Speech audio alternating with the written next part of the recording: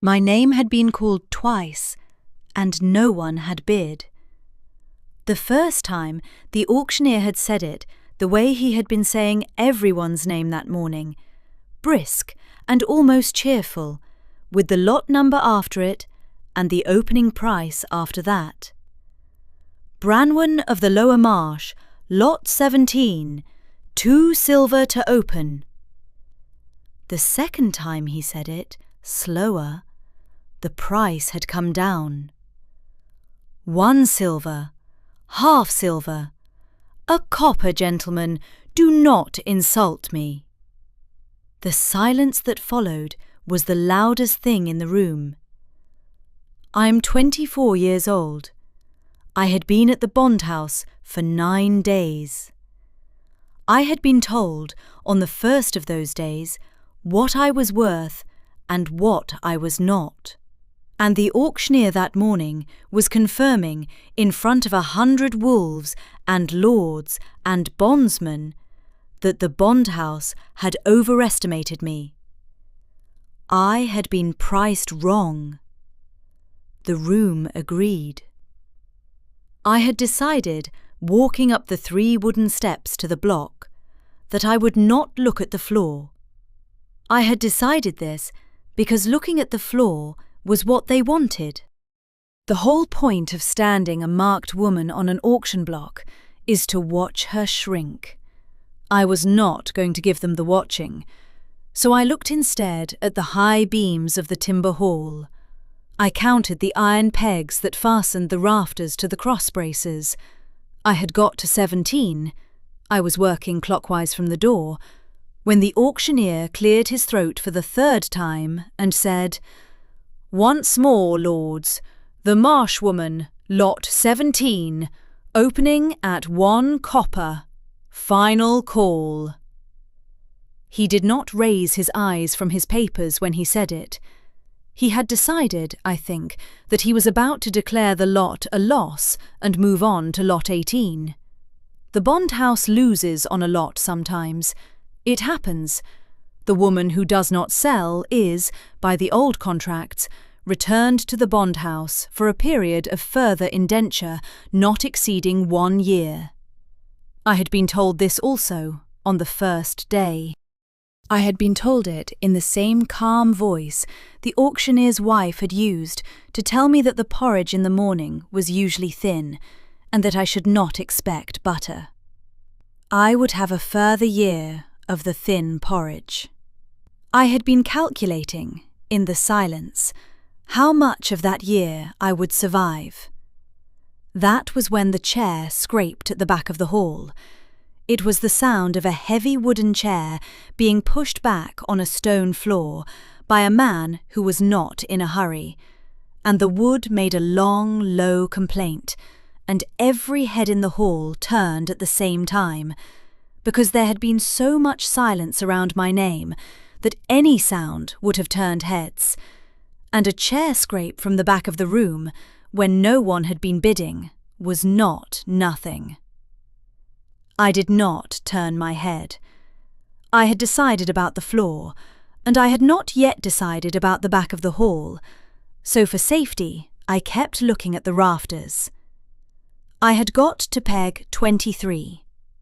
The room around me went still, in a way I could feel without looking. Footsteps. A man walked, unhurried, the length of the timber hall. I heard his boots on the stone, and I heard the slow, low intake of breath from the bidders' benches as he passed them. And I heard one man, Lord Aescric, I would learn his name later, make a small, sharp sound at the back of his throat that was not quite a word. The footsteps stopped at the foot of my block. "Auctioneer," said a voice. The voice was deep and even and slightly tired, the way a man's voice sounds when he is doing a thing he had been promising himself for a year that he would not do. "Your Grace," the auctioneer said, suddenly very awake, "what is the opening price?" One copper, Your Grace." "I bid 5 gold." I lost the count of pegs. There is a particular sound a room of bidders makes when the man at the top of every chain in the territory bids 50 times the opening on a lot that was, 3 breaths ago, being abandoned. It is not a gasp. A gasp is a single thing. This was 100 small intakes of breath at once, the whole room finding out at the same instant that the morning had become something else. And behind the breath, the bidders were already calculating. What does he know that we do not? Can we outbid him? Do we want to? The answer to the last question reached them faster than the answer to the others, and the hall went silent again. The Alpha King had bid on me. The Alpha King did not bid at auctions. The Alpha King was, by every account I had ever heard whispered, a man who considered the bondhouse a stain on his territory, and had been trying, for years, to find a way to close it that the old pack law would let him close. I turned my head then. I had not decided to. I just did. He was tall. The descriptions had got that right. He was younger than I had imagined, perhaps 30, with the iron-grey colours of his house and the careful, straight back of a man who had been trained to stand for long ceremonies. He was looking up at me from the foot of the block. He was looking, specifically, at the wrist of my left hand. I had been told on the first day at the bondhouse that my left wrist was the reason no one would bid. The scar there was old and faded, and the bondhouse had decided it was a deformity, a long, pale, silvered line that wrapped the inside of my wrist twice in a pattern no honest accident had ever made. The auctioneer's wife had told me to keep the sleeve over it. I had, the whole 9 days, kept the sleeve over it. I had not kept the sleeve over it that morning. I had walked onto the block with my sleeve pushed up to the elbow, deliberately, because I had decided that if they were going to refuse me, they would refuse me with their eyes open. The Alpha King had seen the scar. 5 gold, the auctioneer repeated, faintly to be sure. 5 gold, said the king. Going once? Your Grace, with respect. That was Lord Aescric. I would come to know his voice. It was a smooth voice, with a small flat edge at the end of every word, the way some knives are sharpened only on one side. Your Grace, with respect, the lot is marked. We had not, that is, the bondhouse did not anticipate. You auctioned a marked woman, Aescric. We did not realise. The mark is faint. The records did not. The records, the king said. Your Grace, show me the records of lot 17. The auctioneer fumbled for a ledger. The auctioneer's hands were shaking.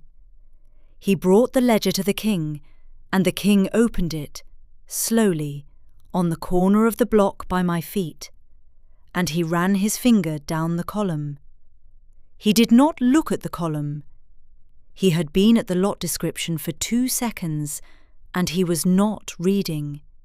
He was, I realised with a small cold shock, giving the room time to assemble what it was watching. I did not yet understand what the room was watching. If you have made it this far, stay with me. What happens next is the part I have not been able to explain to anyone, even now, even to him. Subscribe and stay. I will get to it. I am getting to it. The mark on her wrist, the king said conversationally to the ledger, is a bond mark. The hall did not gasp this time. The hall went perfectly silent. A bond mark is the silvered scar a mate bond leaves on the wrist of a wolf who has been bonded to another. By the oldest pack law, older than the bondhouse, older than the auction system, older than the territories themselves, a wolf who carries a bond mark cannot be sold. Not for any sum, not by any contract. The bond, even severed, even rejected, even dead, makes the wolf the legal property of the surviving party to the bond. That party alone has the right to consent to any transfer. The bondhouse had been selling me as an unbonded Omega woman. The bondhouse had been wrong. I had not known the mark on my wrist was a bond mark. I had thought my whole life that it was the result of a forge accident my mother had alluded to once and then never spoken of again. I had been 10 when she died. I had not had anyone to ask. "Your Grace," Lord Aescric said, and his voice had a new note in it, the note of a man who has just lost 12 years' worth of careful theft in the time it takes a chair to scrape. "If the lot is bonded, then the question becomes, to whom? The bondhouse will of course refund, that is, will conduct an inquiry." "To me," said the king. I do not remember much of what happened next, in the order it happened. I remember the king reaching up to the block. I remember him saying, quietly, "May I?" Not as an instruction, but as a question. I remember nodding. I remember him taking my left hand in his, gently, the way a person handles a thing that might be hot, and turning my wrist over to face the hall. I remember the mark waking. It went from faint silvered scar to bright, bright silver in the space of a heartbeat, brighter than the brazier light, bright enough that a man in the 3rd row covered his eyes, and the brightness was a heat, and the heat was a burn, and the burn was a thing I had to stand still for in front of 100 wolves.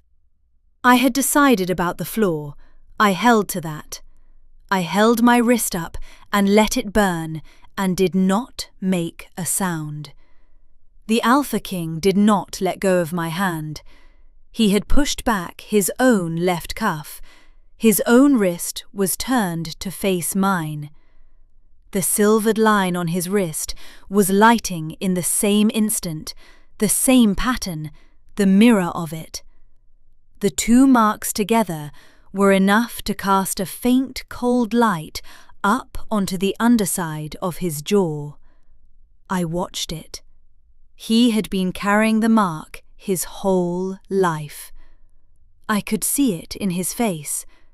He had known, the moment my name was called and the bidders did not bid, what was about to happen. He had not wanted it. He had stood up anyway. "By the oldest law of these territories," he said, not loudly, but his voice carried to the back of the hall, the way a man's voice carries when he has spoken with that authority his whole life. "The woman known as Branwen of the Lower Marsh is bonded. She is not for sale. She is not now, and has never been the property of the bondhouse, and any contract under which she was held for these 9 days is void from its making. The bondhouse will refund any monies paid by her family to settle her here. The bondhouse will pay her a sum in restitution to be determined by my council. The bondhouse will cease its operations within this territory within 30 days. "Your Grace," Lord Aescric began. 30 days, Aescric." The mark on my wrist had stopped burning. The brightness was fading. The king's hand had not left mine. "Walk with me," he said to me, very low, so the hall would not catch it. Now, walk with me out of this room. I will explain everything you want me to explain. I will answer every question you have, but not here, not on this block. Will you walk with me? I looked at him. He had stood up at the back of the room. He had bid 5 gold on a woman the bondhouse had been about to give away for a copper. He had not done it gladly.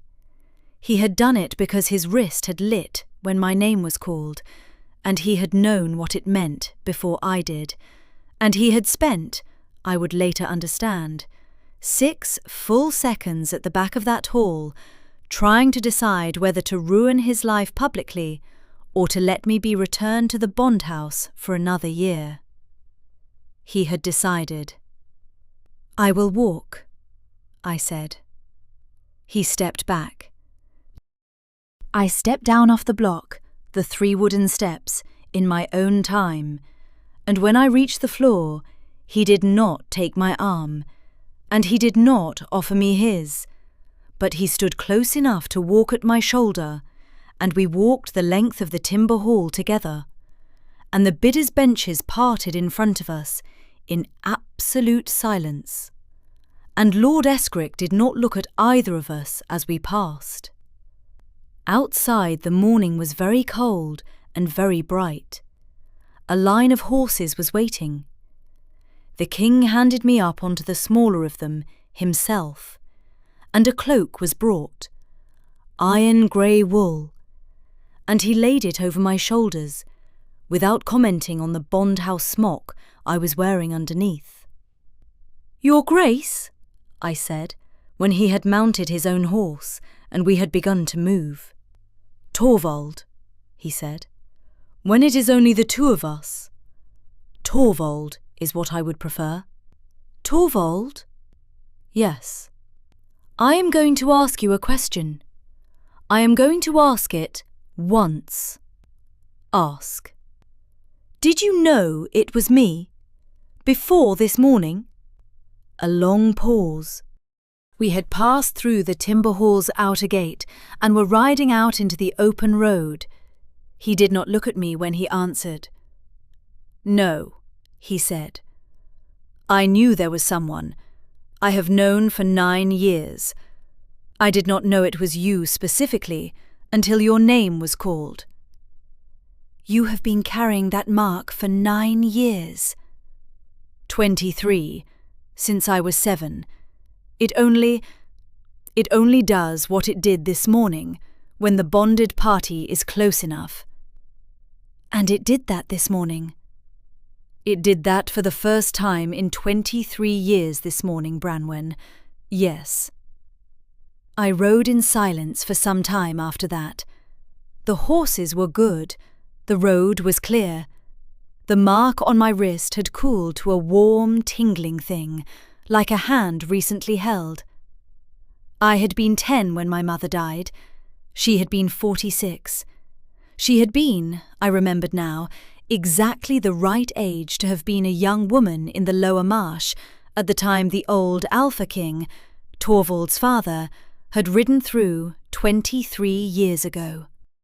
I had a sudden, sharp, unwelcome understanding of why my mother had never spoken of the mark on my wrist again after the once. "Your father," I said. He looked at me.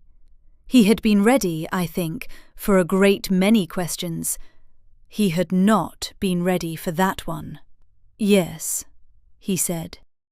"He did not claim her." "No." "Why?" "He was already married. He was already mated. He had a Luna. He had me. He met your mother on a ride, and his wolf knew, and he turned around. He came home. He locked himself in the North Tower for 3 days. He never went back to the lower marsh. He told my mother what had happened, eventually, on his deathbed. He told me what had happened on the day he died, in the same hour, because the mark on my own wrist had been bright for an afternoon, and he wanted me to know what it was before I had to find out alone. He told you it would skip a generation. He told me it had skipped, and that he had felt it pass to me on the day of your birth, though he did not know your name, or your village, or anything else. He told me to do what he had not been brave enough to do when the time came. He said it would be the hardest thing I ever did. He said I should do it anyway. Why was it the hardest thing? He took a breath. He was looking at the road between his horse's ears. Because, he said, by the time you appeared, I would already have been Alpha King for some years. By the time you appeared, I would have a court and a council and a lunar seat that the great houses would have been promising their daughters to for a decade. By the time you appeared, walking onto an auction block in a bondhouse smock with a mark no one had recognized, I would be the most powerful wolf in the territories. And I would have to choose. He said the choice would feel impossible. He said to make it anyway. I sat with that. You did not look glad to make it. I was not glad. I am not glad. I am at peace. There is a difference. You hesitated at the back of the hall. 6 seconds, yes. 6 seconds is a long time. It is. I have been counting them since. I almost laughed. I did not, because it would have been the wrong moment, but the corner of my mouth did the thing mouths do when they have decided to laugh later. He saw it. He looked at the road again. I would like, he said, to tell you something. I am going to tell it to you once, and then I will not bring it up again until you ask me to. Tell me. You owe me nothing. The 5 gold on the block was a legal fiction. The bondhouse cannot accept it because the contract was void.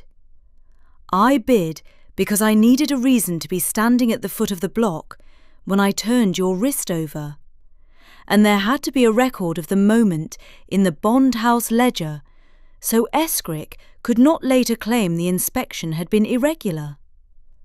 The bid was a procedural thing. I am not your buyer. No one is. You are the surviving bonded party of a mate bond that began before you were born, and you have, by every law I am sworn to, the right to walk away from me right now. There is a village called Stillwater, 9 miles to the north of where we are riding. There is a councillor's wife there who will take you in until you have decided what you want to do. I will leave you there with the cloak if you ask. I did not ask. I rode beside him to the fortress instead. It was a thing I had decided in the moment he said, "We'll take you in until you have decided what you want to do." I had decided not because he had asked me to come, he had not, but because nothing about the way he had ridden the road beside me suggested that the going to Stillwater was the easier choice for him. He was offering me the easier choice for me at cost to himself. That was a useful thing to know about a person on the second hour of an acquaintance. The fortress of the Iron Throne sat on a long stone ridge above a river. We arrived in the late afternoon. I was given a room in the east wing with a window that overlooked the river meadows, and a woman named Halla brought me bread and broth and a fresh dress and a basin of warm water, and she did not call me girl even once, which I noticed. I was given 3 days. It was the king's instruction. I learned this from Halle. I was to be given 3 days in the East Wing, and during those 3 days I was to be left entirely alone except by Halle, and at the end of the 3 days a page would bring me a folded note inviting me to a conversation, and I was to be free to refuse the conversation. And if I refused it, the page would bring a different note offering a carriage to wherever I wished to go. I spent the 3 days reading. There was a small shelf of books in the East Wing room. Most of them were genealogies, the bound family trees of the great houses of the Iron Territories, going back 10 generations. I had not been raised to read pedigrees, but I am literate, and I had 9 days at a bondhouse in which to have become unaccustomed to having any privacy at all. I read. I found, on the second afternoon, what I had begun to look for. The mate bond of the old Alpha King, Torvald's father, had been formally documented in the volume covering the years of his reign. The formal documentation did not mention my mother. It only said that the Alpha had taken his lunar in the spring of his 30th year, that they had produced 1 son 5 years later, and that the Alpha had, in his 43rd year, been observed by the Inner Council to suffer a wolf disturbance of unknown cause that resolved within a week. The week he had locked himself in the North Tower, the week he had come home. The book had been left for me. I understood that. He had been giving me a chance to find the public record of the thing he had not yet told me himself. On the 3rd evening, the page came. The note said, in a hand that was already familiar, "The library, the hour after sunset, if you are willing." T. The willingness was the thing. He kept doing this. He kept telling me I had a choice. I went. The library was the largest room I had been in inside the fortress. A fire was burning at the far end. 2 chairs were drawn up to it. He stood when I came in. "Branwen of the Lower Marsh," he said. "That is not my name any more, I think." "No?" "Branwen of the bondhouse, perhaps, or Branwen of the East Wing. The Lower Marsh has not been my home since I was 12. He inclined his head. "Branwen, then." "Torvald." I sat. He sat.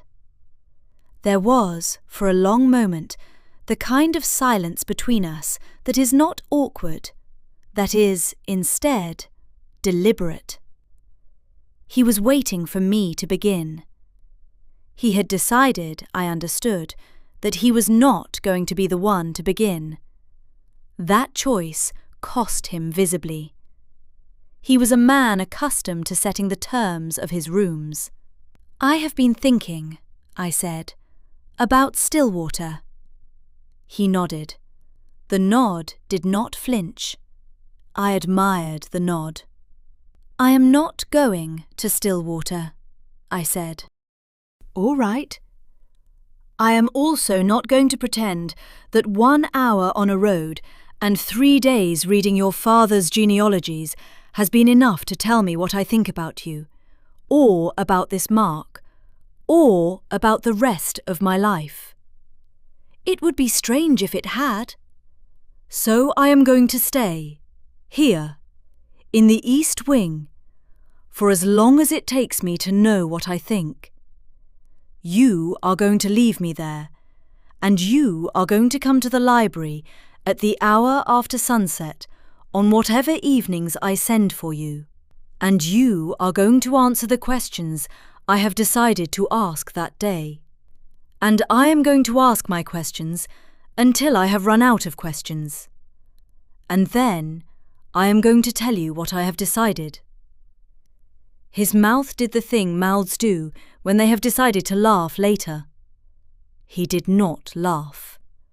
The corner of his mouth was enough. "Yes," he said. "Yes? Branwen. What? That is a generous arrangement. Thank you. You should not thank me yet. I have a lot of questions. I look forward to them all." The attack came on the 11th day. I had been at the fortress 11 days, and I had asked Torvald 23 questions over 6 evenings in the library, and I had begun, very slowly, to understand what I had walked into, when Lord Aescric, who had been ordered to close his bondhouse within 30 days, and who had begun, instead, to plan something else, sent a man into the east wing with a thin, curved blade and instructions to remove my mark. The removal was meant to look like a kitchen accident. The healer who attended me, a corrupt one, also in Aescric's pay, was meant to confirm the damage as accidental and the mark as therefore void by injury, which, by an old and rarely cited clause of the bondhouse statutes, would have invalidated my bond and reopened the auction. I was in the east wing alone when the man came through the window. It was not a high window. I had been reading by the fire. I heard the latch. I had time to stand and to take a candlestick off the table, and to be on the side of the door he had not expected when he came in. I did not fight well. I had never fought anyone. But I had 9 days of bondhouse anger stored where it could be reached, and I had the candlestick, and he had not expected the candlestick. And I got him once across the face, hard enough to put him down on one knee, before he caught my left arm at the wrist. The blade went into my forearm, not my wrist, my forearm. He had been aiming for the mark, and I had pulled the wrist away and taken the blade in the muscle of the lower arm instead. The pain was clean and bright and entirely manageable, which surprised me, and I hit him again with the candlestick and screamed for Halla, and Halla, bless her, was already in the corridor with 2 of the king's guards, because she had heard the latch from the kitchen below. They had him on the floor in another minute. He gave Aescric up before the hour was out. Aescric had not even time to flee. He was taken from his estate by torchlight that night, and was, 3 weeks later, stripped of his lands, his title, his bondhouse, and his name, and was escorted to the southern border with a writ forbidding him to return to the Iron Territories for the remainder of his life. Torvald came to me in the east wing within 10 minutes of the attack. The healer, the real one, the king's own, had me sitting up with my arm bound by then. He had ridden from his own quarters at a run. He came through the door and stopped 2 paces inside it and made himself stand still. "Are you?" he said. "I am fine. Your arm will heal. The healer says it will heal." He looked at the healer. The healer nodded. Torvald did not move from where he was standing. "Come closer," I said. "It is all right. Come closer." He came closer. He sat down on the chair beside mine. He looked at the bandage on my arm and not at my face. "I should not have left you in the east wing alone." "You did not. You left me with Halla. And Halla came. That is what you left me with." "I have already had the wing changed. The window has been—" "Torvald." "Yes." "Look at me. Please." He looked at me. I had been deciding things the last 6 evenings with my questions. I had been deciding slowly, on purpose, because the man across from me had spent 6 seconds at the back of a hall deciding for the rest of his life, and I had not wanted to do the same thing in the same morning. I had wanted to be sure. I was by then sure. I turned my right hand, the unhurt one, over and laid it palm up on the arm of his chair. He looked at it. He looked at me. Slowly, very slowly, the way a person reaches for a thing they are afraid is not there, he reached out and laid his own hand over mine. His wrist was uncovered. His sleeve had pushed back. The silvered line on the inside of his wrist was very faint, dormant now, the way mine had been my whole life until that morning at the block. I turned his hand gently, the way he had turned mine on the auction block, and I looked at the mark, and I did not look away. "I have decided," I said. "Yes." "I am not going to Stillwater." "You said that already." "I am saying it differently now." He understood me. His face did the thing it had been trying not to do since the moment in the timber hall when he had stood up. I watched it happen. I did not let go of his hand. The kiss, when it came, and it did come, not that evening, but several evenings later in the library, beside the same fire, in our own time and on terms I had chosen, was not the beginning of anything. It was a recognition, like finishing a sentence I had been speaking my whole life without knowing it. We were married in the autumn, at the harvest, in front of the assembled council and a small delegation from the lower marsh that included the councillor's wife from Stillwater, who came uninvited and was admitted gladly. The mark on my wrist had settled by then into a soft, warm silver that no longer burned and no longer hid. It matched his. The bond, properly recognised, properly chosen by both of us, for that is what the old law actually requires, and what his father had not understood, was the calmest thing in the room. The bondhouse of the Iron Territories closed within Torvald's 30 days, and a year later, with my help and the help of the eldest councillor, the auction statutes were repealed. The hall where I had stood on the block is now a granary. The block itself was broken up and burned, and the timber from it was used to make a long bench that sits in the inner courtyard of the fortress, where I sometimes sit in the afternoons with a book, and where Torvald sometimes sits beside me, and where I have, more than once, taken his wrist in my hand and turned it over to look, just to look, just because I can. Tell me, where are you listening from tonight? And what would you have done in the 6 seconds at the back of that hall if you had been him? I read every comment. Stay with this channel. There is more of this world to come. More of her side of the story.